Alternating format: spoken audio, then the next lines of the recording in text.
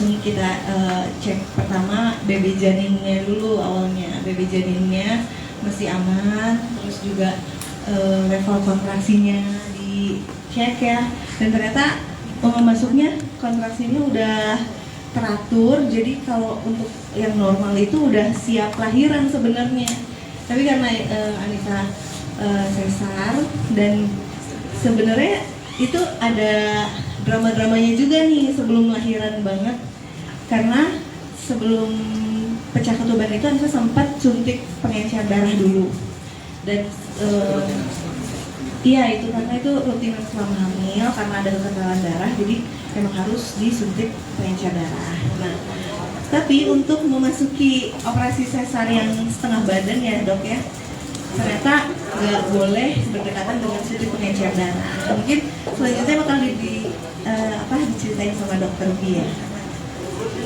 Selamat siang teman-teman media sekalian, perkenalkan saya Dr. Bi, dokter spesialis kandungan Anissa yang mungkin menemani perjalanan Anissa dari bayi tabung ya, dari embrio, kemudian syukurnya karena kita jadi berhubungan baik, Anissa akhirnya memutuskan untuk melahirkan di tempat saya praktek di Hermina Kemayoran.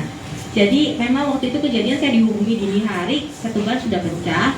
Rencana waktu itu memang suntikan hari itu suntikan dosis terakhir, karena kita mau operasi 1 minggu setelahnya. Karena bayinya kan kembar, kemudian ada posisi yang tidak memungkinkan untuk persalinan normal, sehingga memang kita rencana untuk sesar.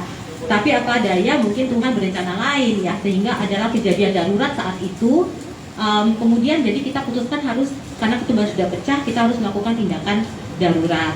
Nah, dramanya adalah 1, saya punya bayi kembar, 2, bayi kembarnya itu belum cukup bulan, 3, Mbak Anissa baru saja suntik pengencer darah, di mana dokter biusnya tidak berani tuh bius tengah badan karena ada resiko komplikasi.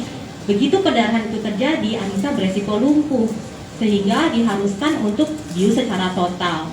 Tentu saja di situ adalah dilema ya, karena saya punya bayi kembar dan kalau dia terbius dengan bius total, maka bayi itu bisa tidak nangis, perlu alat bantuan khusus ya.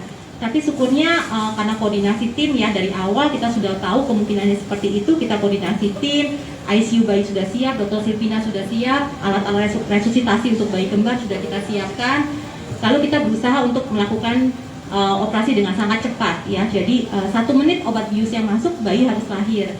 Karena itu kita coba melakukan semuanya dengan cepat. Saya jadi melakukan operasi dengan sangat cepat. Waktu itu saya minta Mas Dito jangan masuk deh, soalnya saya takut Mas Dito kalau lihat Mbak Anissa diintubasi, di bius umum, takutnya Mas Ditonya pingsan, saya tambah pasien lagi 1. Jadi saya bilang, Mas Dito mungkin lebih baik nggak usah dulu. Tapi Mas Dito persis di luar kamar tindakan, jadi nggak di luar jauh, dia persis di luar kamar tindakan. Jadi begitu bayi lahir, Mas Dito dengar tangisannya langsung gitu ya. Nah, jadi operasi itu saya lakukan dengan cepat dan juga dengan teknik buka tumpul ya. Jadi saya hanya menggunakan pisau sebanyak 2 kali. Sisanya semuanya dibuka secara tumpul supaya mengurangi resiko perdarahan. Karena baru saja suntikan pembiusan tersebut. Dr. Silvina juga sudah gercep, siap semua. Jadi kita dengan aba-aba begitu dokter anestesi bilang obat masuk 1 menit saya harus lahir. Waktu itu kita syukurnya dengan bantuan Tuhan yang Maha Kuasa ya, dengan doa bersama, bayi pertama lahir langsung nangis, bayi kedua lahir juga langsung nangis gitu ya. Cuman yang kendalanya kita nggak bisa inisiasi menyusui dini langsung karena Mbak Anissanya sedang terbius total. Tapi tindakan operasinya syukurnya berjalan dengan lancar, tidak ada perdarahan yang bermakna, dan kedua bayi berhasil nangis dengan baik dan langsung ditangani oleh Dr. Silvina. Terima kasih sudah menonton video ini. Jangan lupa subscribe dan aktifkan lonceng notifikasi supaya kamu nggak ketinggalan video terbaru dari Grid.